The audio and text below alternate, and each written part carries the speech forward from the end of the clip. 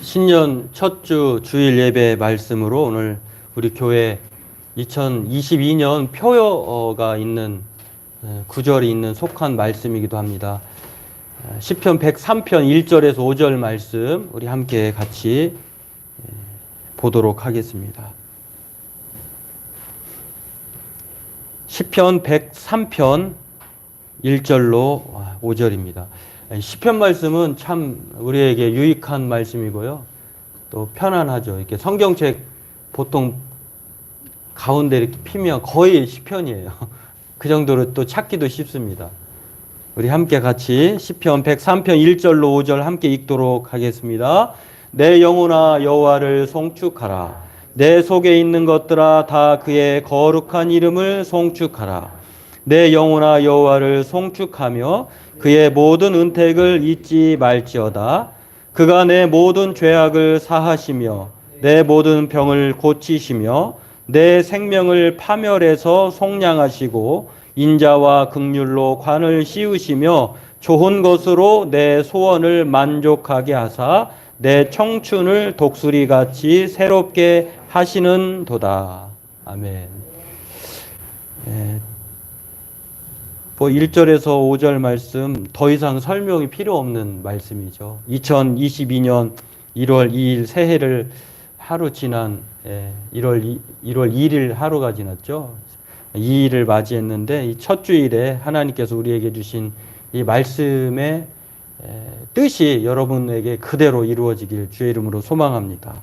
새해에는 정말 이 마지막 절 말씀처럼 우리의 삶이 독수리의 청춘같이 되어서 새롭게 되는 하나님으로 인해서 우리 장로님은 전문가보다 더 전문가이신 것 같아요. 전문가들은 포스트 코로나는 안 오고 위드 코로나가 될 것이라고 하는데 2022년도에는 종식될 줄로 믿습니다 했으니까 저도 그렇게 되기를 바랍니다.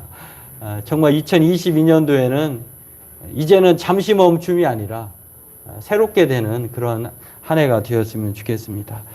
오늘은 첫 번째 시간으로 올 한 해 한 달 동안 제가 매년 주제에 관련된 말씀을 한 달 내내 전했는데요. 오늘도 이번 연도에도 1월 한 달 동안은 4번에 걸쳐서 새롭게 하소서라고 하는 주제의 말씀으로 은혜를 나누려고 합니다. 오늘은 그 첫 번째 우리 교회 표어가 속한 새롭게 하소서, 새롭게 하시는도다 라고 하는 말씀을 통해서 은혜를 나누고자 합니다.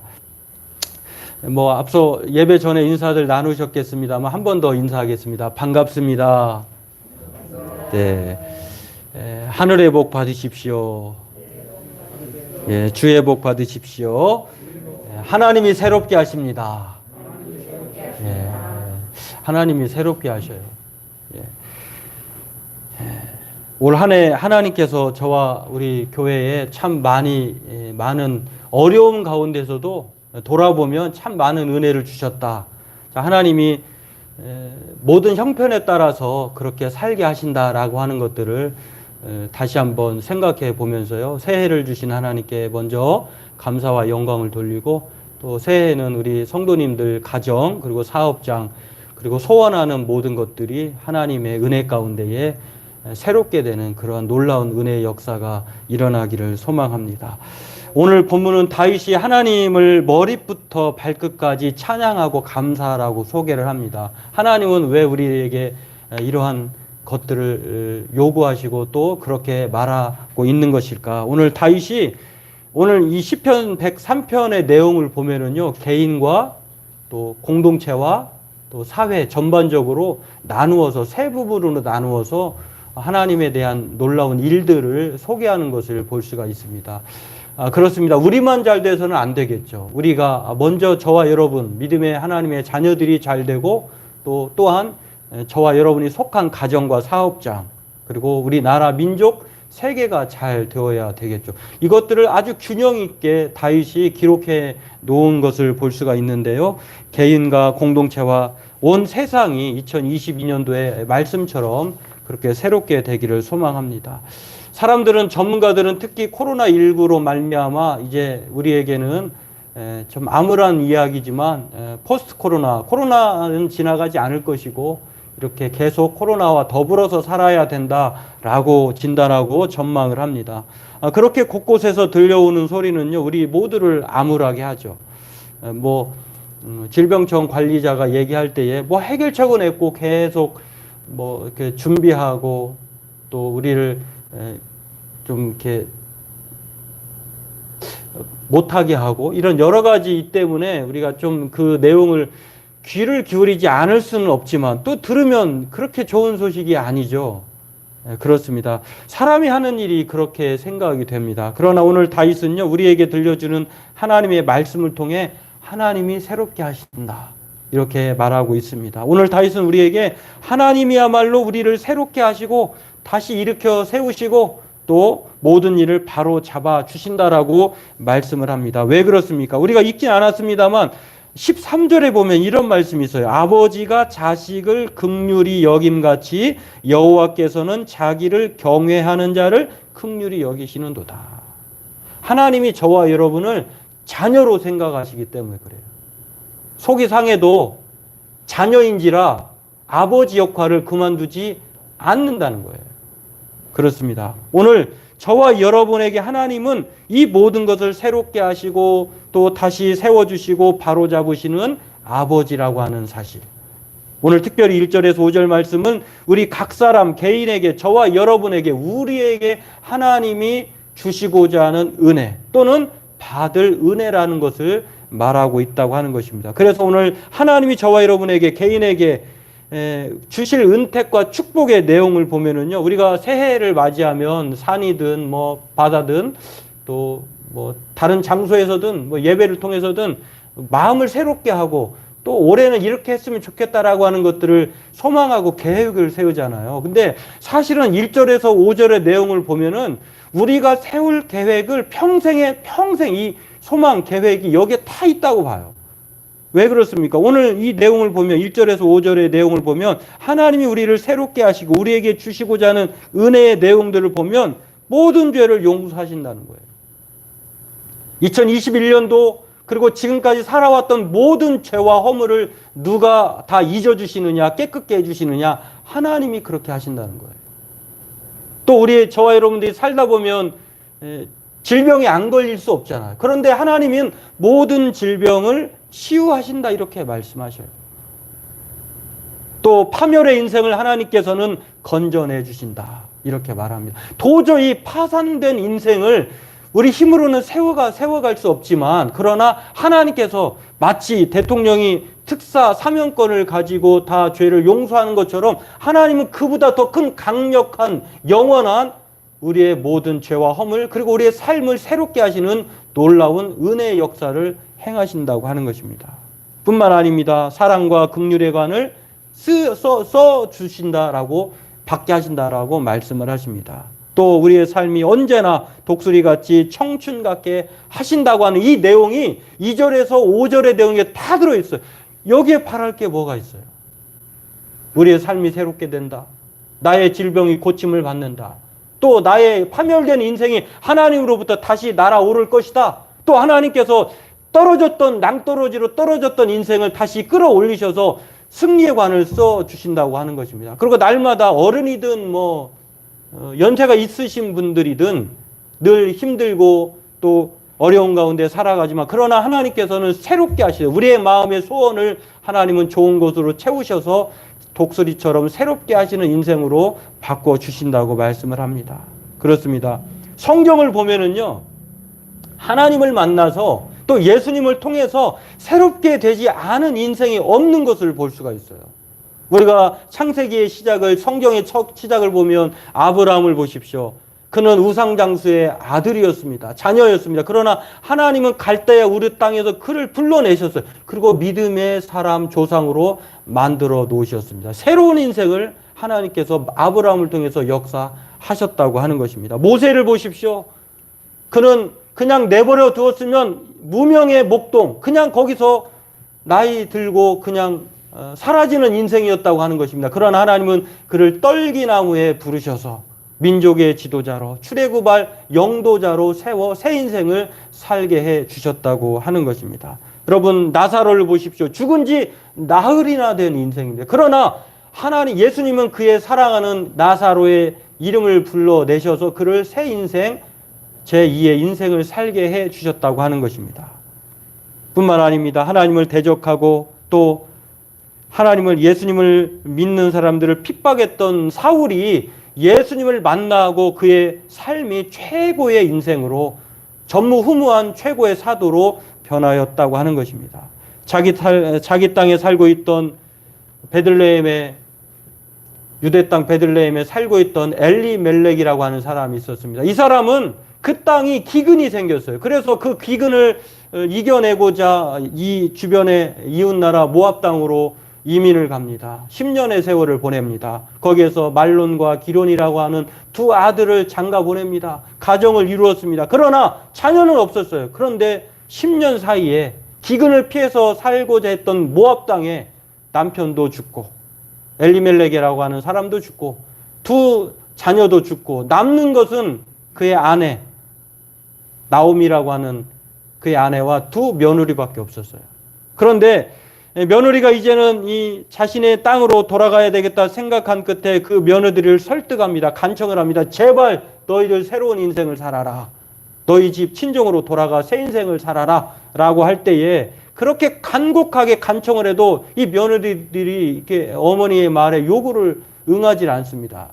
그러나 오르바라고 하는 며느리는 다시 어머니의 간곡한 청에 친정으로 돌아가 새 인생을 살게 되고 그의 또한 며느리였던 룻이라고 하는 이 며느리는요, 도저히 어머니를 떠나지 않겠다고 울면서 제발 나를 돌아가게 하지 말라고 말을 합니다. 그러면서 그가 한 말이 있습니다. 룻기 1장 15절로 18절 말씀인데 제가 읽어드릴게요. 나오미가 또 이르되 보라 내 동서는 그의 백성과 그의 신들에게로 돌아가나니 너도 너의 동서를 따라 돌아가라 하니 룻이 이르되 내게 어머니를 떠나며 어머니를 따르지 말고 돌아가라 강권하지 마옵소서. 어머니께서 가시는 곳에 나도 가고 어머니께서 머무시는 곳에 나도 머물겠나이다. 어머니의 백성이 나의 백성이 되고 어머니의 하나님이 나의 하나님이 되시리라. 17절에 어머니께서 죽으시는 곳에 나도 죽어 거기 묻힐 것이라. 만일 내가 죽는 일 외에 어머니를 떠나면 여호와께서 내게 벌을 내리시고 더 내리시기를 원하나이다 하는지라. 18절 말씀에 나오미가 룻이 자기와 함께 가기로 굳게 결심함을 보고 그에게 말하기를 그치니라. 어머니보다 더 강한 사람이 룻이라고 하는 며느리예요. 굳게 결심하니라. 하나님을 떠나지 않겠다고 하는, 어머니를 떠나지 않겠다고 하는, 믿음의 사람을 떠나지 않겠다고 하는 이 굳은 결심이 모압 땅 이방 여인이 다윗의 증조 할머니가 됩니다. 그리고 놀랍게도 마태복음에 보면 예수님의 족보에 여인 중에 한 명으로 기록되는 은혜의 역사, 새 인생을 맞이하게 된다고 하는 것입니다. 그렇습니다. 하나님을 따라 살기로 굳게 결심하면 새 인생이 될 줄로 믿어요. 여러분이 그렇게 되길 주의 이름으로 소망합니다. 새해는 그렇게 될 줄로 믿습니다. 하나님은 우리를 새롭게 하시는 창조주 전능자 하나님이세요. 우리로서는 할 수 없지만 하나님으로서는 가능하다고 하는 것입니다. 자기 백성 자녀를 어떻게든 하나님은 살리시고 고쳐내시고 또 새롭게 평생토록 행하신다고 하는 것입니다. 그러므로 오늘 저와 여러분들은 2022년 새해에 우리를 새롭게 하시는 하나님을 기억하고 낙심하지 말기를 원합니다. 사망의 음침한 골짜기를 다닐지라도 하나님이 우리와 함께 하십니다. 오늘 저와 여러분들이 그 하나님을 기억하고 소망함으로 오늘 우리의 인생이 새롭게 되는 놀라운 은혜의 역사, 어떤 것에도 문제될 것 없는 불가능한 역사를 경험하는 2022년도를 맞이하길 주의 이름으로 소망합니다. 세 딸을 키우고 또 아빠로 또 한국 기도학생회 IVF 간사로 30년 동안 살아온 김종호라고 하는, 물론 이제 나이가 더 되었겠죠. 이분이 있는데요. 이분은 태어날 때 장애를 갖고 태어났어요. 참 이 장애를 둔 부모는 저도 간접적으로 이렇게 보고 아는 거지만 그 태어나는 순간 어머니 아빠에게는, 그러니까 부모에게는 그늘이에요. 그늘. 맨 오른쪽에 있는 그분이 김종호 간사인데요. 이분이 장애를 갖고 태어나니까 부모님의 근심거리로 생후 9개월에 소아마비라고 하는 전염병에 걸려서 장애를 입게 된 사람이에요. 이분이 왼쪽 다리가 마비되는 후유증으로 보행에 장애가 생겼고 또래 애들보다 그러니까 발육이 늦죠. 걷기도 세워지지도 잘 않고. 근데 이분이 30살이 지나서야 이 장애가 없어야 행복하겠다라고 하는 그런 생각을 버렸다는 거예요. 그러니까 장애가 불행의 큰 원인이라고 생각을 했는데 30세에 어느 한 사람을 만납니다. 그리고 아니 장애가 있어도 행복할 수 있구나라고 하는 것을 깨닫는데 그게 바로 이 마르던 바라고 하는 사람. 제가 제일 좋아하는 유진 피터슨이라고 하는 사람이 인정한 영적 신학자이기도 해요. 이 마르던 바가. 아주 책을 정말 훌륭하게 써내신 분이에요. 영혼이 대단히 맑으신 분이에요. 이 마르던 바는요, 어떤 사람입니까? 그는 이 김종우 씨보다 더 심각한 장애를 가진 사람이에요. 다리를 보십시오. 다리도 한쪽 다리를 절단했어요. 오른쪽 다리를. 그리고 왼쪽 다리에 의존해서 사는 인생. 한쪽 다리를 쓰다 보니 그 다리도 성하지 않겠죠. 근데 놀라운 것은요, 이분이 한국에 2번이나 왔는데 첫 번째 남편에게는 버림받았습니다.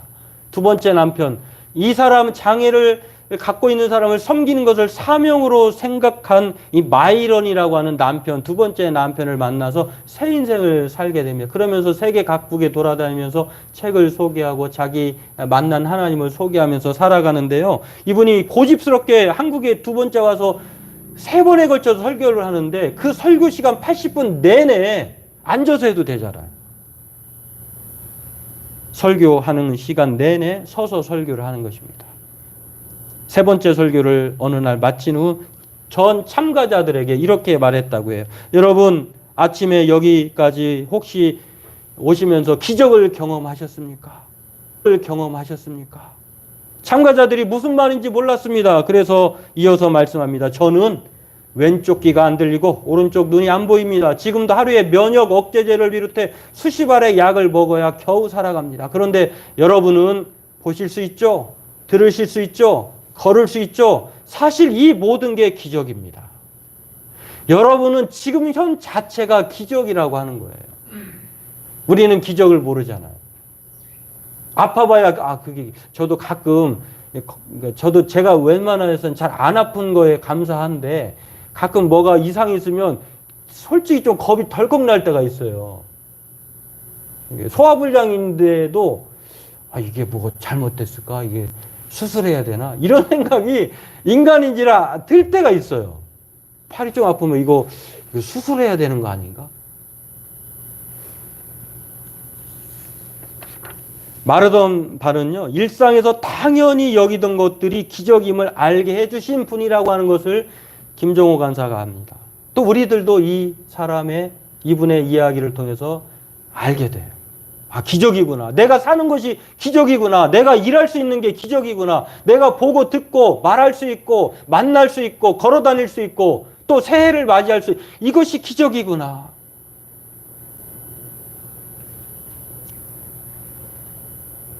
사도 바울의 말씀이 생각납니다. 그는 정말 자랑할 것이 많은 사람이에요. 그러나 그는 자랑할 것, 육체의 자랑은 자랑할 것이 아니다 라고 하면서 자신의 약함을 자랑한다 이렇게 말했어요. 여러분, 우리가 가진 것이 많으면 그걸 자랑하게 돼요. 그러나 가진 것이 없으면 누구를 자랑하게 되느냐? 하나님을 자랑하게 돼요. 바울이 고린도후서 12장 7절에서 9절 말씀에 내 능력이 약한 데서 온전하여 짐이라 이렇게 말을 했어요. 그에게 가시가 있었어요. 3번인 하나님, 이 가시만 좀 빼주면 내가 정말 인생 훨훨 날아다니면서 살겠어요. 시원하겠어요. 근데 하나님은 뭐라고 얘기합니까? 내 능력이 약한 데서 온전하여 짐이라. 가시를 보지 말고 나의 능력을, 그보다 더 큰 엄청난 가시를 빼주면 하나님의 능력이 역사하지 않을 거라는 생각을 하나님은 바울에게서 아신 거예요. 가시가 있다고 하더라도 하나님이 능력이 되면 가시가 문제가 안 된다는 거예요. 한 남자가 혼자서 밤에 산길을 걷고 있었습니다. 그러다 그만 발을 헛디뎌 낭떠러지로 떨어지고 맙니다. 지푸라기라도 잡고 싶은 그 심정에 삐져나온 어떠한 한 나무 뿌리를 잡습니다. 남자는 매달린 채 젖먹던 힘을 다하여서 소리칩니다. 오 하나님 도와주십시오. 큰 소리로 울부짖습니다. 하나님께서 그의 소리를 들으시고 말씀하셨어요. 내가 진정 나를 믿느냐? 믿습니다. 네가 그럼 내가 너를 구해주리라 믿느냐는 말이다. 그렇습니다. 하나님 믿습니다. 남자가 다급한 목소리로 그렇게 겁에 질린 목소리로 말을 합니다. 그럼 무엇이든 내가 말하는 대로 하겠냐? 순종하겠냐? 네, 그렇게 하겠습니다. 그럼 그 나무 뿌리를 놔라. 방금 전까지 살려달라고 애원했잖아요. 순종하겠다고 말했잖아요. 그럼 그 제발 네가 붙잡고 있는 나무 뿌리를 좀 놔라. 이수일과 심순애도 아닌데 놔라. 못 놓게 놔. 절벽 위에를 향하여 다음과 같이 이 사람이 외쳤습니다. 결국 못 놓고요. 여보세요. 거기 위에 다른 사람 없어요? 다른 하나님 없어요? 하나님의 진짜 음성은 안 들으려고 하는 우리의 고집. 교회에 많이 알려진 오래된 이야기예요. 우리가 인생을 살면서 매년 새해를 맞이하면서 새롭게 계획하고 다짐을 해요. 하나님 뜻대로 살겠다. 말씀 붙들고 살겠다. 근데 정작 이 젊은이처럼 놔라. 세상 것 좀 놔라. 네가 붙들고 있는 것 좀 놔라. 내가 너에게 능력으로 역사하겠다. 새롭게 해주겠다. 파멸된 인생에서 건져내겠다. 너의 인생을 좋은 것으로 소원으로 만족시켜서 청춘같이 돌려주겠다 해도 우리는 끔찍하지 않습니다.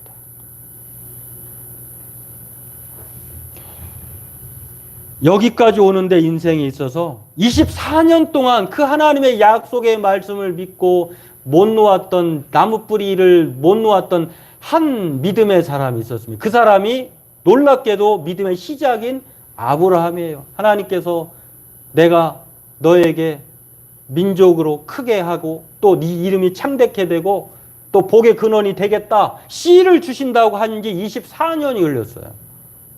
내년이면 100살이에요. 하나님이 강간무소식이에요. 그때 하나님이 99세 때 나타나셔서 하신 말씀이 창세기 18장 14절입니다. 혹시 있나요? 이 말씀이? 우리 다 함께 읽어보겠습니다. 여호와께 능하지 못한 일이 있겠느냐? 기한이 이를 때에 내가 내게로 돌아오리니 사라에게 아들이 있으리라. 이게 99세 때의 아브라함. 24년이 걸렸어요. 어떤 사람은 30년 만에 가시가 있어도 행복하다는 사실을 알게 되었어요. 아브라함은 24년이 걸렸어요. 룻은 10년이 걸렸어요. 나오미는. 여러분, 하나님이 할 수 없는 일은 없으세요. 저는 이걸 확신해요. 저의 말로 믿지 말고 하나님의 말씀, 그 대대로 기록된 살아있는 하나님의 말씀의 약속이 오늘 여러분과 저를 새롭게 하신다는 거예요. 하나님을 만나면 예수님을 통해서 우리의 삶의 변화가 일어난다고 하는 것입니다.